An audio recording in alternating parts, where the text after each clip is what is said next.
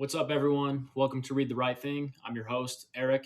2020 has been an interesting year, but for my last video, I wanted to just do a quick recap and summary of every book that I read this year. So I got my stack of books. This is most of the books that I read. I don't think it's all of them. A few I read just on the iPad, but I like to read the hard copy. So let's get into it. I'll just go through each book and give about a sentence or two of maybe a quick summary and just a review of what I thought. So Calypso by David Sedaris, first book I read. David Sedaris buys a beach house and also tries to feed a turtle his tumor. Nobody sees the world quite like David Sedaris does. Last Pirate of New York by Rich Cohen, really enthralling cinematic story of violence, gangsters, and New York City. Everything I love. Let's see. What was next? So this was also kind of one of my sleeper books. It's probably one of my favorite books that I read, although I don't think I've done a review on it yet, so I may have to do another review. Battle of Bunker Hill by Nathaniel Philbrick. And this story, super interesting about the Battle of Bunker Hill and everything that led up to that battle. And it has a really good style and a ton of interesting facts that might help you win Jeopardy one day. The only book of poetry I read this year, High Ground Coward by Alicia Mountain. I remember flipping through this in the bookstore, and there was a poem about Wendy's, like the burgers. So I was like, how could I not buy this? Yeah, I enjoyed it. I'm probably not the best at reading poetry. I kind of just fly through and read it and then think, okay, cool. When I probably should, read it and think about it and reread and then think about it and reread. I'm just not a very patient person. I'm working on that. But anyway, cool little book of poems. I read a book called Get Rich with Dividends by Mark Lichtenfeld, and I rented this from the library, so I don't have it with me. But it's an investing book about investing into stocks, but more specifically, investing into dividend stocks and investing into perpetual dividend raisers. So it's kind of a cool book. It's a good book if you're new to investing in stocks. This Beast, Atlas Shrugged by Ayn Rand. Wow, this was a tough one to get through just because it's so big, but it's really entertaining. Atlas Shrugged, a classic amongst CEOs and business people. This monster of a book is an epic tale of capitalism in America. I'd recommend everyone read this at least once. It has a lot of hype around it, and I think the hype is worth it. Paddywhacked by TJ English, really an encyclopedia of full history of the Irish mob in America. Every city, New York, Midwest, Boston. This covers it all. So if you're at all interested in the Irish mob, then this is a must read. Under the Banner of Heaven by Jon Krakauer. This is a sad but true story about two brothers who thought that God had commanded them to commit a murder. And it also intertwines how the founding of the Mormon church is intertwined with these murders.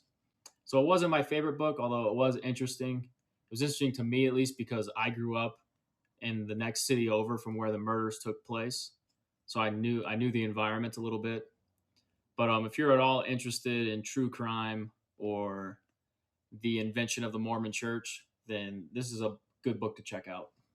Dear Edward, this is one I bought on the Kindle, so I don't have a hard copy. But Dear Edward was one of the easiest, most enjoyable reads of the year for me. You'll experience happy and sad emotions with the boy who is a sole survivor of a plane crash that kills his entire family, his parents and his brother. His whole life is uprooted, his whole life is changed, and you really experience a lot with this character. It's a really good book. I'd highly recommend it. Nickel Boys is another one that I read on the Kindle, so I don't have a hard copy, but that book reminds me sort of the movie Sleepers, a book starring Robert De Niro, Brad Pitt, and Kevin Bacon.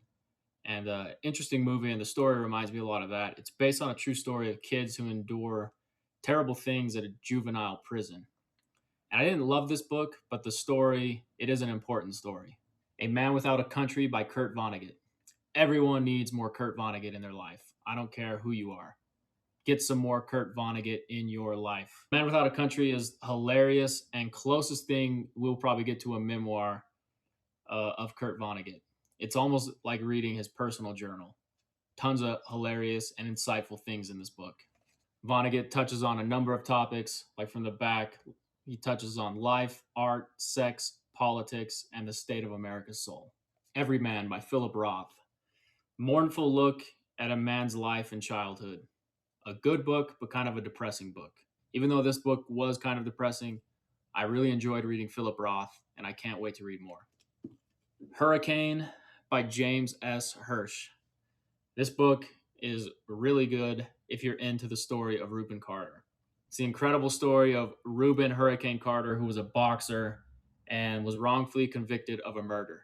So this book it's very entertaining if you've seen the movie with Denzel and if you're into the story.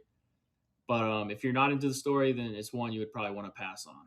Crazy Cock by Henry Miller. That's such a good title. That's the only reason I bought this book was because I saw the title on the stem. I was like, I'm buying it. So, man's wife starts seeing a lesbian. That would suck. Henry Miller is such a good writer, and I can't wait to read more of his work. Maybe I'll read, I think it's called Tropic of Cancer. Maybe I'll read that in 20. This is probably the coolest book I own now. Look at that cover. The Answer Is Reflections on My Life, memoir by Alex Trebek. Really feel good memoir.